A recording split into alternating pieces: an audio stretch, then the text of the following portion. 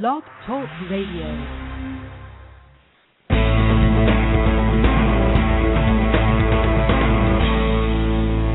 Welcome to Sex, Lies, and Consciousness with your luscious hostess, May Vu, broadcasting live every Monday at 12 noon Pacific Time. Woohoo! Happy Canadian Thanksgiving Days, everyone, whether you're Canadian or not. I am so excited to be on the show today because ever since I dialed in and Chris and Julie joined me to say hello, we have been giggling nonstop about ourselves and this subject and all the things that we have to say. So I can't wait for this fiesta, this party to get started. So today's topic, this is probably as serious as I will get on this show today. Today's topic is about blowjobs. Subtitle for the show is Good Girls Give Good Head. We wanted to bust up this whole realm of giving blowjobs, and I know that I grew up a strict Catholic, and my mother used to tell me that she said, you know, never use a towel that a man has used before you because, you know, some of his stuff might get in the towel and it will make me blind. So that's what I grew up with. Imagine my relationship to blowjobs. Not very good. A lot of issues that I had to overcome there. And then, lo and behold, I met Julie Ward, who self-proclaimed that she has over 1,000 blowjobs in this lifetime. I'm like, really? How is that possible? So, Julie, get on in here. Oh, my God, May. I never counted. That's just a guesstimate. So it could be a little less. It could be a lot more. I'm not really sure. The point is you make room for a lot more than that. I'm so impressed, honey. Well, you know, I'm not 20 years old, for one thing. So I've had a few decades to work on it. How's that sound?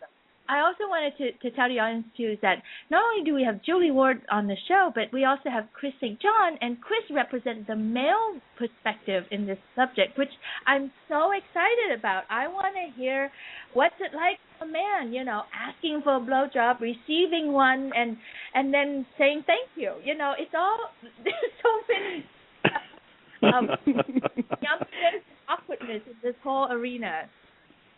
Well, yeah, and I really appreciate Chris being on the air as well. And the reason for that is, as much as I've been the giver and I've got a felt sense of what works and stuff like that, that's only from the few men that I've given the 1,000-plus blowjobs to. So just in case he's got other value to add as far as what works with men, I'm curious too. I'd love to know that side of the coin as well from what he's talked to with the guys about. Well, I'm glad, I'm glad to be here and offer that perspective, especially working with as many men as I have. Yeah, exactly. Let's start with you, Chris. Sure. You know what's it like to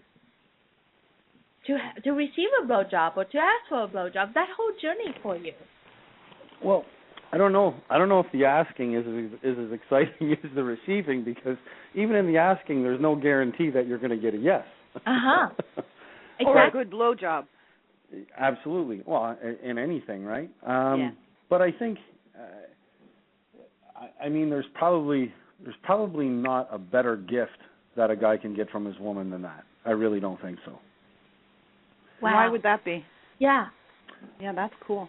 Well, I think it's you know, for guys, you always hear this. Well, I always hear this. I work with a lot of men in the work that I do, and you know, I hear this a lot, that, you know, I wish that I would be getting taken care of more.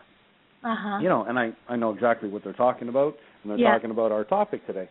And so the first thing I ask them is how are you making yourself attractive enough that your woman wants to do that for you? Like, is there something you think that might not be happening in your relationship that's having her not want to do that? Because sometimes it's not always that she doesn't want to do that. There could be something else that underlies there.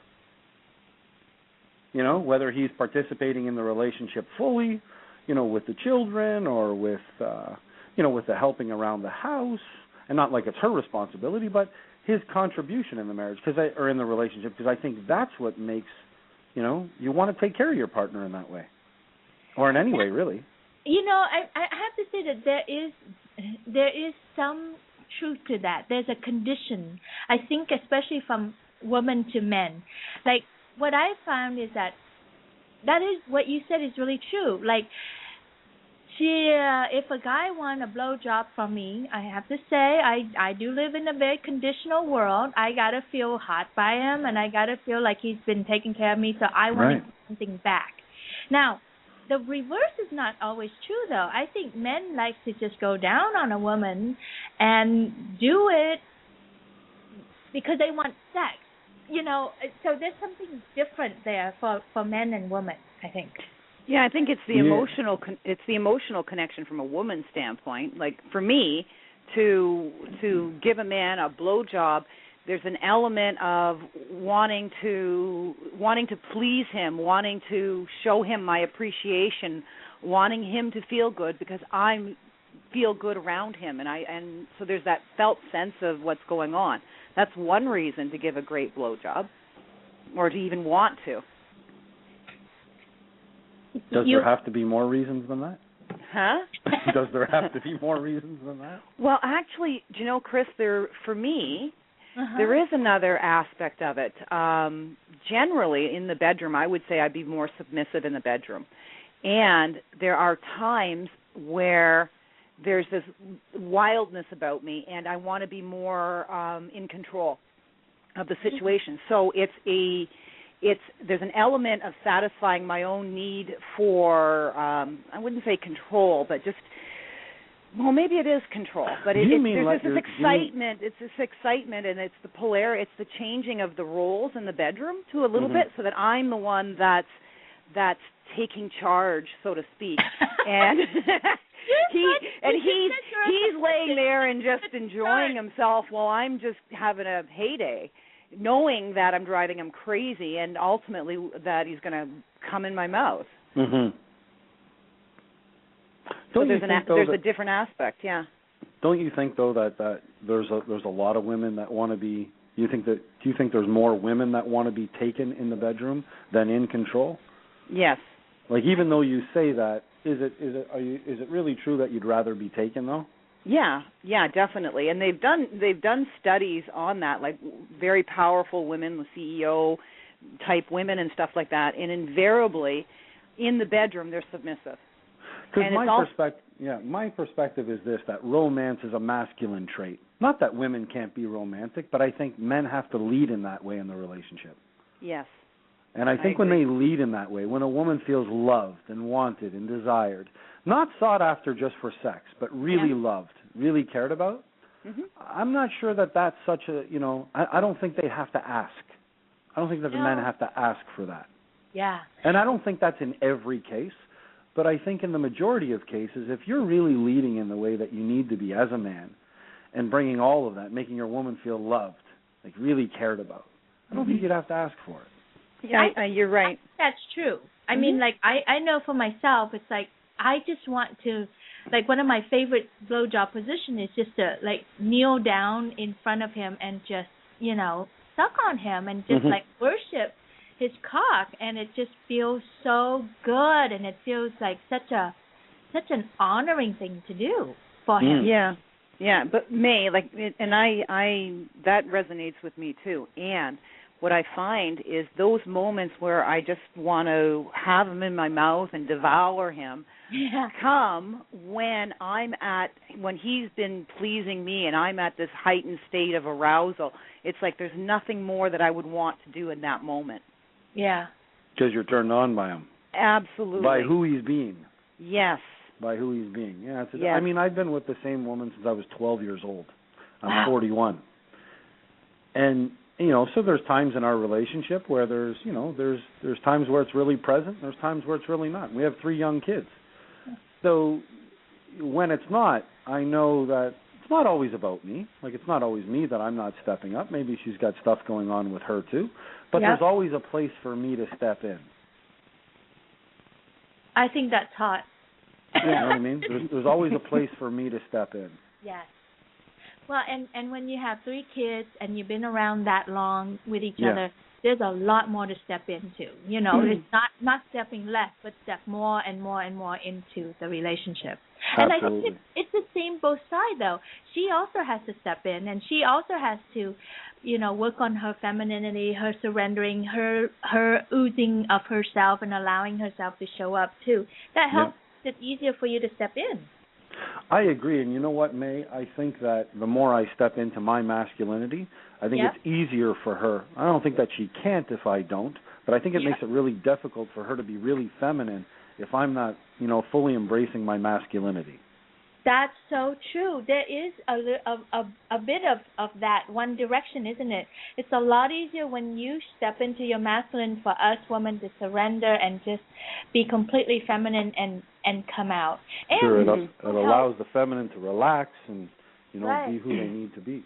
But we also help bring out the masculine too, though, Chris. I mean, like, absolutely. Really, I could demasculate you and overrun you, no matter how much you try to step in, and that would not work either. No, you know somebody would end with bruises. and it's true. I mean, that's happened. My wife, her dad left when she was very young, so she doesn't have it that, you know, when things happen, she doesn't always go to the place that she can depend on men because of the role model that, you know, she grew up with. Yeah. So we've experienced, you know, some of that. But I'm going through a bit of a challenging time in my life right now, and we had a conversation actually this morning. We get up early to, you know, hang out a little bit ourselves before the kids wake up. And I had a conversation with her this morning about, you know, her being a little more affectionate and a little more. I said I'm going through a tough time, and I think one of the things that you know, blowjobs are awesome. What guy would not want more blowjobs? I mean, if there's a guy out there, I don't want to know. But I mean, the truth is that, you know, men spend most of their time in their heads, right? Like, we're logical thinkers, we're fix-its. Like you mean, know, not the little head, but the big head? Or the big head. Okay. The big head, right? I mean, it's true. I mean, that's where we spend most of our time. Yeah. And I think for women to get more emotion from us, that's why sex and physical stuff really, really works with men. Because, you know, the only way you can get a man out of his head is to get him into his body. That doesn't mean you always have to give him a blowjob. It won't hurt, but it does mean that you got to get him into his body. And I think the only way that can really happen is for the feminine to connect with him physically. You know, sit on your man's lap or grab him by the face and tell him, you know, you believe in him or you encourage him or you love him. And I think that we should do that for each other no matter what. But because men spend so much time in their heads, we really need the feminine to help us get into our bodies, to allow us, because we're not taught to access our emotions like you are. You know, we're really taught from an early age to shut those down, right? Because we're taught, if you get hurt, suck it up. Be tough. Don't cry. And then we get into a relationship, and you want more of us. And we're going, are you kidding me? I don't even know how to do that. Totally get it. So I want to like stir this a little bit towards the how to give a good blowjob, because I know for myself. I mean, like that. There's a lot to learn there, you know. And so since Julie is the expert on this one, I want you to start us, honey. Like if we were going to make a list of how to give a good blowjob, where do we start, Julie? Well, first of all, I'm going to clear my throat here for this one, May. I will say this is putting me outside my comfort zone, having a dissertation about how to give a good blowjob. I'm taking notes here, Julie. You're taking notes. They show up in the bathroom wall in the office. I'll kill you, Chris. Julie said.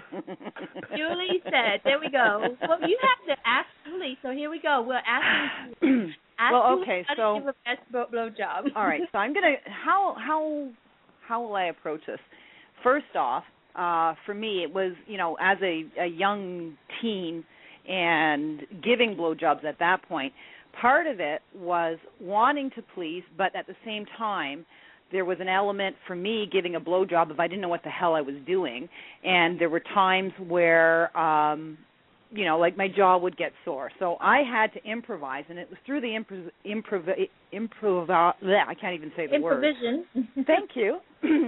that I learned different things. So one, it's not about just wrapping your lips around a guy's cock and just going up and down, up and down, up and down, or anything like that. That is part of it, a little bit. But what I found over time is like the shaft of a man's cock isn't as sensitive as the head of his cock or his balls or the space between his balls and his butt. So it's a whole, for me, giving a blowjob isn't just about lips and sucking. It's a whole body experience. It's a whole range of things. So it's really bringing myself into the whole picture and being there from a felt sense. So not only am I going through the action of and the physical action of giving a blowjob, but I'm also sensing the response from my partner and moving and shifting what I'm doing based on his responses. So it's really about being that connected. Like Chris was saying about, getting a guy into his body, it's about not just looking at it as a task that has to be done, but really wanting to please and wanting to honor and wanting to love this person in this way because it's bringing him pleasure. Mm. And at the same time, there's also what do I need to do for myself to nurture myself in the process so that my jaw doesn't get all sore, my neck doesn't get a kink in it. Okay? So it's about having some fun and playing, for one thing. It's playing, but it's like this just wanting to love this person this way. So some of the things. I think that's the underlying message. Like here, let's get your head screwed on straight here about blowjob. If you're going to give a blowjob, do it from that place of his pleasure matters. This is about pleasuring him and giving and loving him. This is not about duty. I've done it from duty place, not so good. Right. For either of you. And not so good for him, exactly.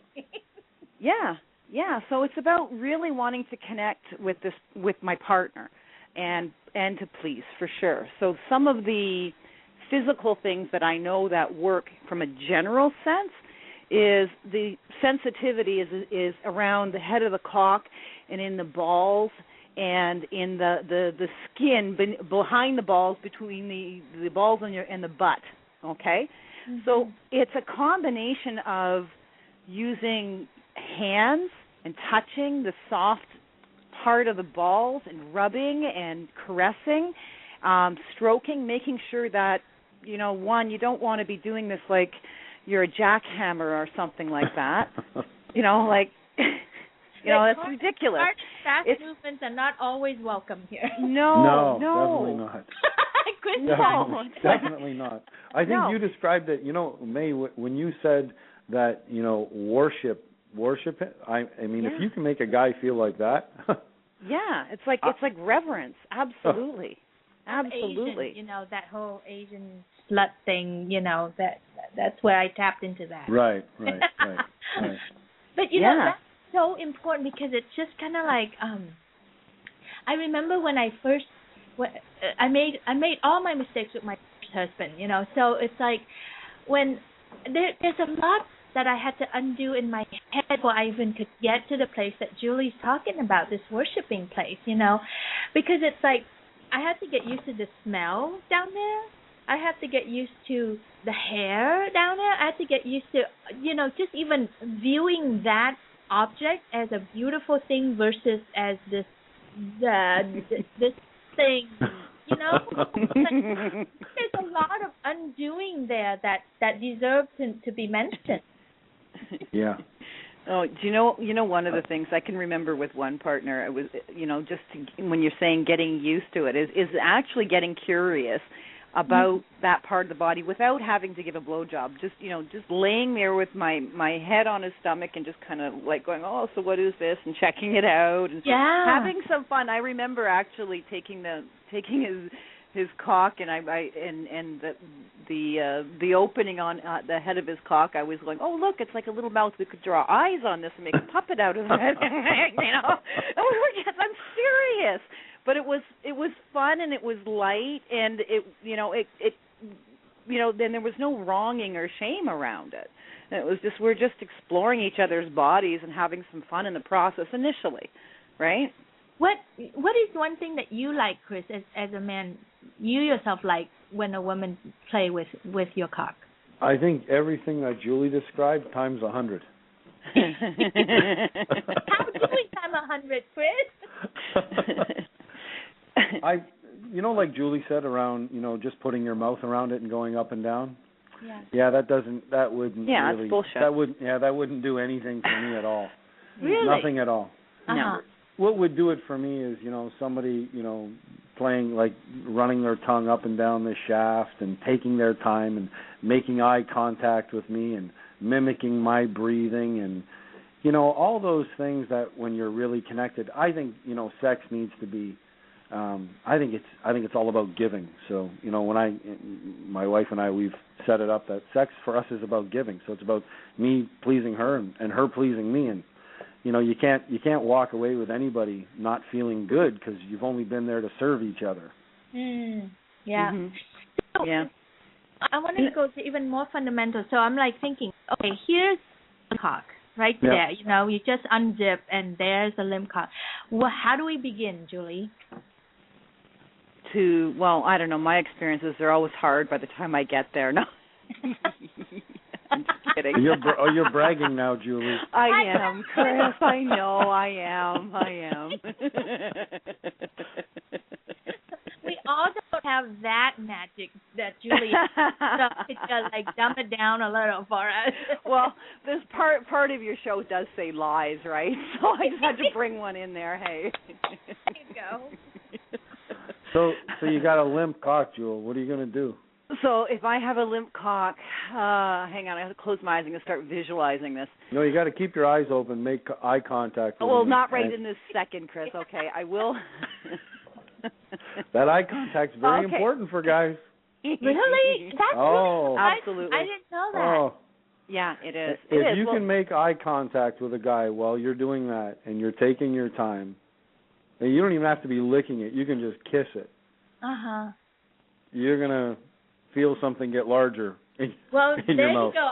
I learned something today, making eye contact while I do that. Yeah. Huh. Yeah, okay. So for me, I think that would be it. And it would start off if it was soft, if his cock was soft, where I would start would with him sitting back and me between his legs and looking up at him for sure.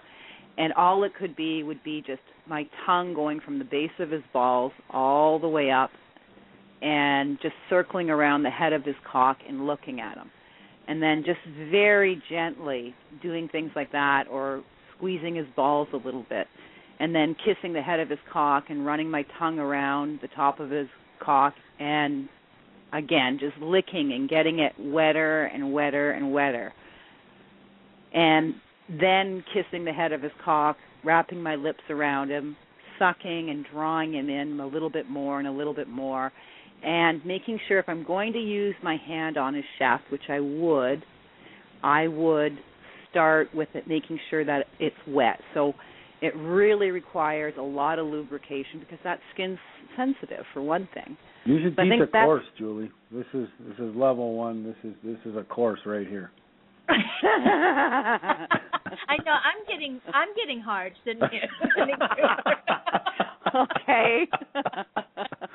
I wish I have a cock right now. So it's about using you guys are funny. Using your tongue and exploring, and it's about, it's not just about just wrapping your lips around, putting your head going up and down or anything like that. It's like Chris, that eye contact and having that look in your eye, like, you know what, buddy, you're going to get devoured in a second. And I love what I'm doing right now. And I know how you just want me to drop my mouth around you right now and suck you in, and I'm going to. But you're going to wait for a second or two. Not yet. Yeah.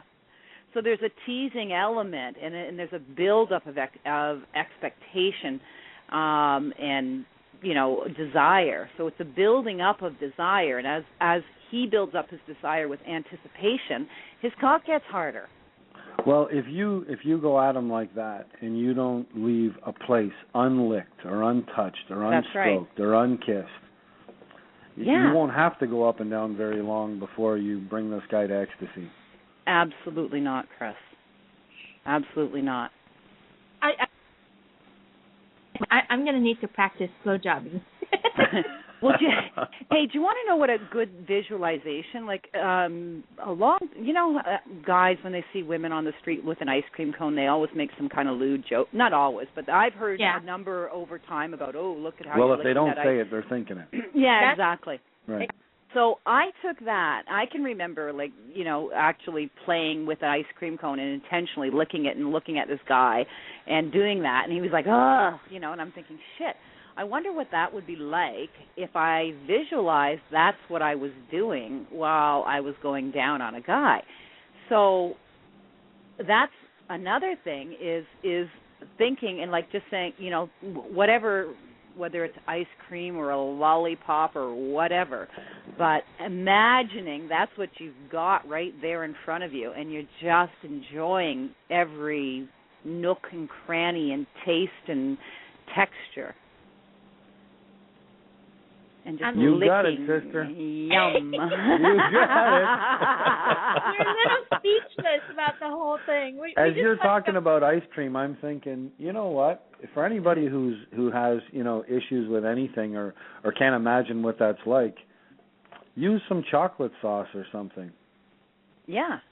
I mean, use your imagination. Around the top, you mean? Yeah. Why not?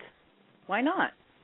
Yeah, teach yourself to like the taste by putting on some chocolate sauce or whatever sauce that you like. Whatever it is you like. Licking that off. Yeah, well, you've heard people saying whipped cream or, chocolate sauce, whatever. If that, and that's playful and fun too. So why not?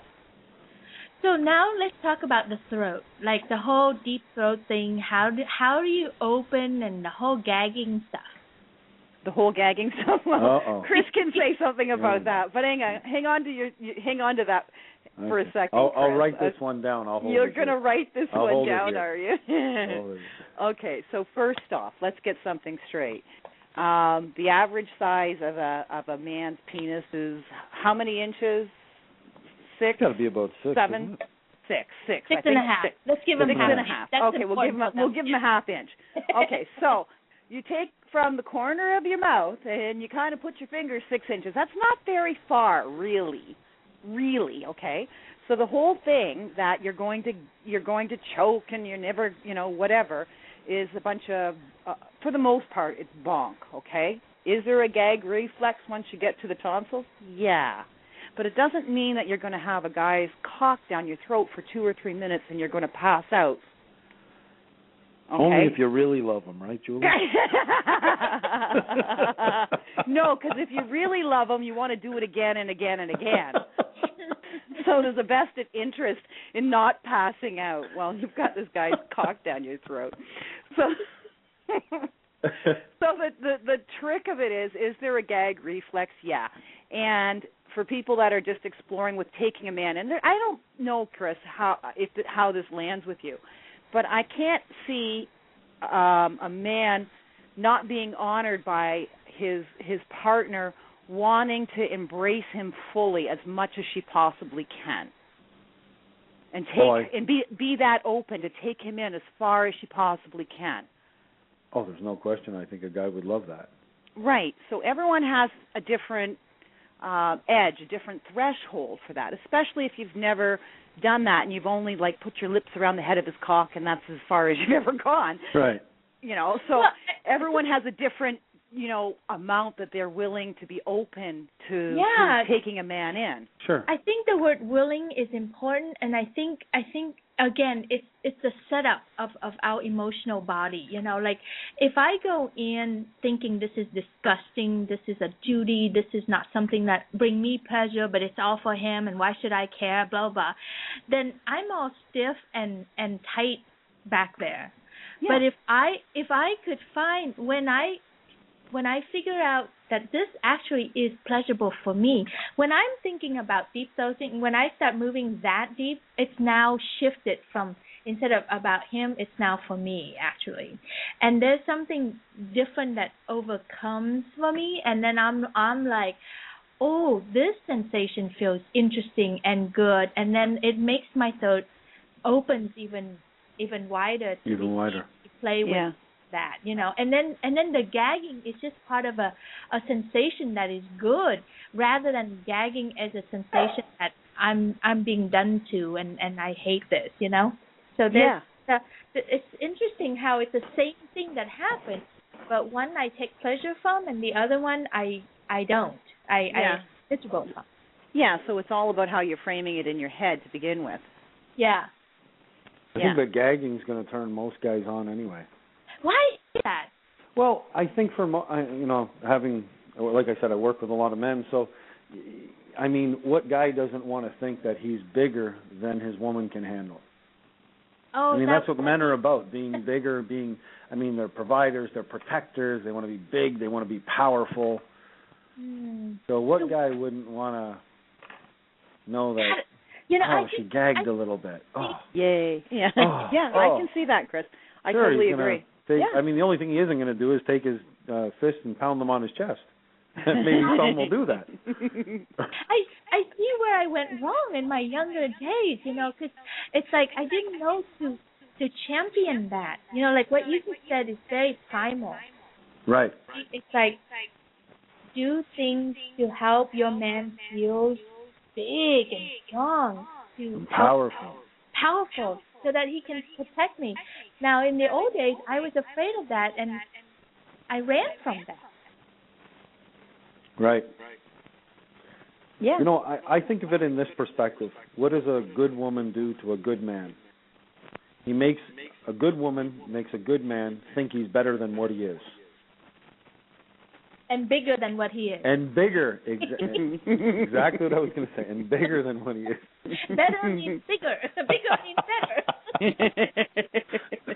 And that's all that counts. As long as you think he's bigger, that's important. Just give it to him. Don't fight that. That's it. Yeah, I can see that for sure. Yeah, I mean, I think any guy would love that, would love to know that, right? Yeah, and I think for me, having a man's cock in my mouth and into my throat, it's a bit of it's a place of allowing myself to take more on, to want him more into my body, into my experience. So for me, there's pleasure in relaxing and allowing him to go deeper into me. Yeah. So Julie, what about this part? So that's when you're in control. So you're like moving it in. What about when he's taking your head and moving it at the speed that he wants, shoving you into it all the way to like you actually gagging and throwing up, and he goes at it? What's your opinion about that? Well, my opinion for me, and I don't know, maybe I don't like that. To me, that doesn't resonate with me at all, May, so I'm not into that at all. How about you, Chris? Do you like that? I mean, do you fantasize? Is that as long as she doesn't throw up on me or bite you? Yeah. But there is, right? Well, I think in the heat of the moment, whether I'm doing it for my wife or she's doing it for me, I think there's times where that's going to happen. I mean, there's times where it feels really good, and you just kind of, one of those times where you just let go. Uh-huh. And there's definitely been times that I've done that, and I've just let go. There's been times where, she's had to stop because it's a little bit too much, and then, we kind of slow it down. But I think in the heat of the moment, I don't know, when you're connected like that and it's just happening, I've definitely done that. Yeah. There's pretty much not much in the 28 years we've been together that we won't try at least. I mean, I let's face it, there's only so many ways you can do it. So if you're not experimenting and having fun, and if your sex life isn't good as a couple, I don't know how long your marriage will last. So well, it could last for a long time in misery. Yeah, and I think it's a really important it's really important for us, and so yeah, definitely, May. I mean, I like it. Yeah, that's that and swallowing. Those are the two things where I feel like I still could stretch more into. Like I just feel like, God, I wish I could just really relax and enjoy being thrust upon like that, but there is a limit. There is a thing where it's not pleasurable, or I haven't stretched into finding pleasure in that, and then I kind of go into a bit of a should, like I should, or I failed at it or something. But anyway, so that does. Well, there's a point where it's probably too aggressive, right? Yeah, but I can also feel it from the man that, man, they just really want to have that. Love it. Once in their life or something, that's what it feels. They love like. it. Yeah. Yeah. Okay. Yeah, I don't think there's a guy out there who doesn't. So you have an issue with swallowing, May? I have an issue with swallowing. I still do, actually. I've conquered everything else except for swallowing. Yeah. Well, you know what? I don't know if it helps or not, but when a guy goes down on you, and if he was down on you, and then he kind of, to me, if he lifted his head and like went yuck and spit out to the side or whatever, how would that land? It's like that like it's not honoring the person. So in service of honoring the man and what he's offering you and taking him in fully, for me, it's just swallowing is like, it's like, oh my God, I'm going to say the word, communion. Communion. Oh my goodness, I said it. It would be hard though if May's a texture girl, right? If she was a what? A texture girl. There's some girls that just go, oh, it's too lumpy. It's too Chris, you're not. Yeah, well, and I've had that experience. Like again, I've been with different men, so there's different textures, there's different tastes. Yeah. And at the same time, it's like, suck it up, Julie. And I don't mean that in a negative way. It's like, for myself, I don't think it would be honoring the person if I wasn't able to take him in fully like I would want done to me. Well, there's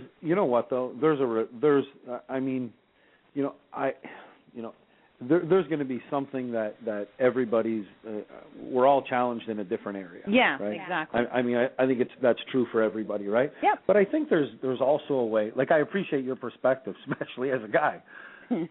But I think there's an honoring way to do it, and then there's there's a way that's not so honoring, right? I mean, if you're holding it to the side and spitting it out, probably not the most honoring. Yeah, exactly. But there's a way that you can still keep it near your mouth and use your hand, and maybe it goes on your tongue. That. Right. Yeah. Yeah, there's still a respectful way to do it. But everybody's going to have challenges, right? Well, yeah. And I think all your partner wants to know is that, you want to take care of them, you want to please them, and you're doing the best that you can. I know that sounds kind of cheesy, but that you're really stretching yourself here because you want to take care of them. Yeah. Yeah. Yeah, and so I guess there's other ways that, with it, when and like you, I don't know, my sense is I can tell when my partner is going to come. The head of his cock gets harder. The shaking of the body gives it away? Well, the trembling. There's a number of different things if you're tuned into it. Yeah, but even physically having a cock in your mouth, there's a moment where it seems like it's going to explode. Right. There's an extra hardening going on there. That's about the time he grabs the back of your head, right? Head and shoves, and goes, here, take it down farther, honey. Yeah, exactly. No, you're absolutely right. Yeah. And anybody who's verbally challenged is not verbally challenged in those moments. Well, hang on. That's not true. I know in those moments, Chris, I have a hard time talking. Oh, I have a hard time shutting up. Well, that's because I've got my lips around somebody's cock. Hello. You can still sneak in a groan or a little word here and there. Something like that. Whatever, yeah. But you know what? To add to what you're saying, Chris. Okay, so from my perspective, I would swallow. I don't have an issue with that. But what I would say to add to that, like, if a woman doesn't want to do that or just is not comfortable with it, I'm sure other ways when it gets to that point. And disengaging and allowing him to come on your body, whether that's on your face or your chest or on your throat or whatever. Wherever. I think Between your boobs. wherever. Yeah, your boob. Yeah. Yeah. And you know, And using make it that erotic. energy is erotic and satisfying as well. Yeah, and that's probably the point I was trying to make. Was there's there's an honoring way to do it, and there's a disrespectful. Yeah, like a disrespect, like way a, to like a ew, yuck, yeah. Oh yeah, my God, yeah. this tastes terrible. Yeah, exactly. What did you eat? Now we're moving to things not to do. Here's what not to do. Things not to do. Yeah, don't we eat could garlic. probably write a book on that. Yeah, things not to do. Don't eat garlic, asparagus, or broccoli within 24 hours expecting to get a good blowjob. Wow, that's really important. I want to repeat that so that the men would hear this, because most likely this show will be listened to by men, not by women. Anyway, Right. because men want blowjobs, right? And so it's like men don't have, what did you say, garlic, asparagus, and what? Broccoli. Dark broccoli. Dark greens actually do change the. I'm sure there's other things, but those are the ones that I'm aware of that really change the taste. Very strong and pungent. Are you aware of that, Chris? I am. I know you're supposed to eat cinnamon. Really? Cinnamon and honey, I heard. Yeah, those are the two that I heard. Mhm. Or you could just sprinkle it on the head of your cock, and that'll do too. Yeah, but I don't know if that Sorry. would do anything about the cum coming out of my body. I'm just razzing you. Okay, so eating cinnamon and honey might help the cum of your body taste better. Now that's really interesting. See, that's useful information today. Yeah, I mean, all that stuff is true. I mean, it comes down. I mean, you have to think about that, right? That's something coming out from inside of you. So, you know, whatever we eat or digest is going to come out in some way, whether we sweat it out. I mean, you said something really earlier. You said you had to get used to your first husband and the hair and and the odor and these different things. But I also think there's different things you can do to make yourself more attractive and get more. Yeah. Like what? Yeah, shave. Well, shave your balls for one. Yeah, that I went helps. to a men's. Of course you haven't, but I was an amateur bodybuilder and I won the Canada Cup some time ago. And before that I played lots of hockey. So I spent lots of times in change rooms with other guys. Well, you can't help but notice, and you look around and you think, holy shit, you guys ever hear of a pair of scissors or a razor? Like, and I honestly think to myself, like, I think it's very important for men, especially if there's men listening to this, like, listen up to this. You got to keep yourself groomed. You have to take care of yourself, and that's just not the hair down there. That's all over. That's the hair creeping out of your ears, creeping out of your nose. Like, you want to keep yourself groomed and smelling as best you can. Yeah. Because if you're really going to invite somebody to go down there or really want them to, you want them to come back. You want a repeat visitor. Right. And women love, like, we're very sensory. We really pick up on these things, the textures, absolutely. the smells. So, even using a little bit of cologne in your groin area, that doesn't hurt, or at least washing. Well, there's all kinds of there's all kinds of if you go in any of the stores, you can see all kinds of there's men's body washes that have nicer smells to them. Mm-hmm. All that stuff really matters, like you said, Julie. Women are so you have to think a little bit like a woman would think, especially if a guy wants to be taken care of. Mm-hmm. And while we're at it, throw in some good underwears too. Like a nice pair of underwears really goes a long way, guys. A long way. Yeah. Mhm. Yep. Not the ones with holes. or the saggy bottom ones. Yeah. Over. Yeah. Yeah. Or the ones that fit before you lost the 30 pounds. Yeah. Yeah. And I think also men have a hard time spending money on underwears, but there's a reason why Calvin Klein is in business, and it just makes men look really hot. Buy a nice pair of Calvin Klein underwears. They're about absolutely $30 for one pair, but it's worth it. Get more. They should. Their ad should be: you want more blowjobs? Wear our underwear. I thought that was obvious, but maybe it's not for us. my goodness. What else? What else should we tell them about blowjobs? What else that they shouldn't be doing? They should or shouldn't? Doing Shouldn't. it. Shouldn't. Oh, I have a question. So Okay. you see the porn girls in videos do this all the time. Like they go up and down really fast, blah, blah, blah, blah, blah, blah. And then they slap the cock against whatever. Oh, And- against their face. Yeah, okay. Well, I can see how guys would like that. But no, Yeah. they do other things too. But it just seemed really rough on the cock. And for the few guys that I've tried that out on, it didn't go well for me. No, I don't have the guys that I've been with, the experience of being rough isn't part of the pleasure. It's about, and so that doesn't work from my experience with men either, May. I think the porn movies, though, it's a visual thing for the guys. Like Chris, guys get off on the visuals of sex. Hence, you're talking about, watching your woman give you a blowjob and making eye contact. Guys are very visually stimulated. So the porn movies that we see are generally geared towards men, and the more they can put in physicality into that, there's something there that's attractive. I'm not clear on that. What would you say, Chris? I think the visual of men, just like you said, guys are visual, right? That's why we could, see our, your guy could see you vacuuming and get turned on, right? Mm-hmm. I mean, that's just the way they work. But I think I don't think porn is a good, it's. I wouldn't say it's what a guy would watch, but I'm not sure it's exactly what he would want to experience. Just like you said, the blowjob, she's going up and down, up and down, up and down, and then she's slapping it. I know if you slapped me, I probably wouldn't want to hang out with you too much. You probably want to slap it back. Yeah. Right? Yeah.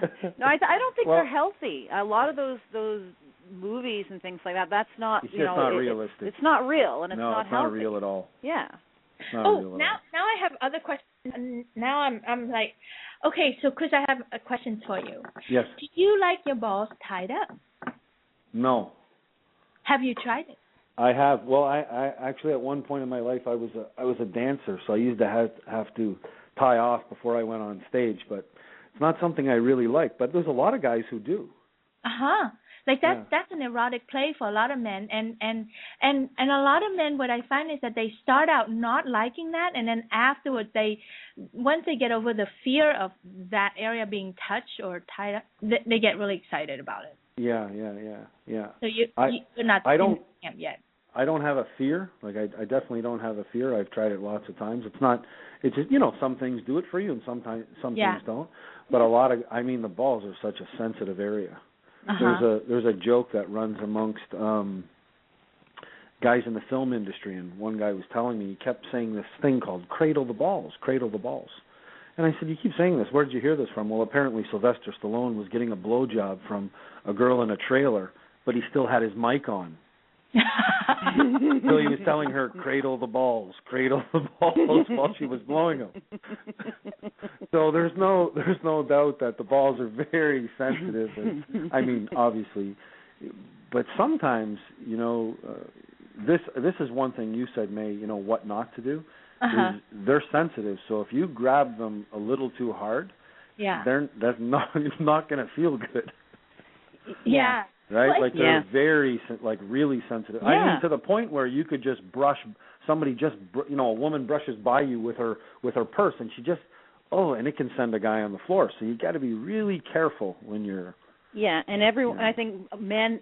From my experience, men there's different thresholds of what that of that gentleness. Absolutely. Yeah. So it's about, if you're with a new partner, then to start off very, very gentle. Yeah, absolutely. And so some guys want a little bit of pressure, but it varies from man to man what the pleasure point is.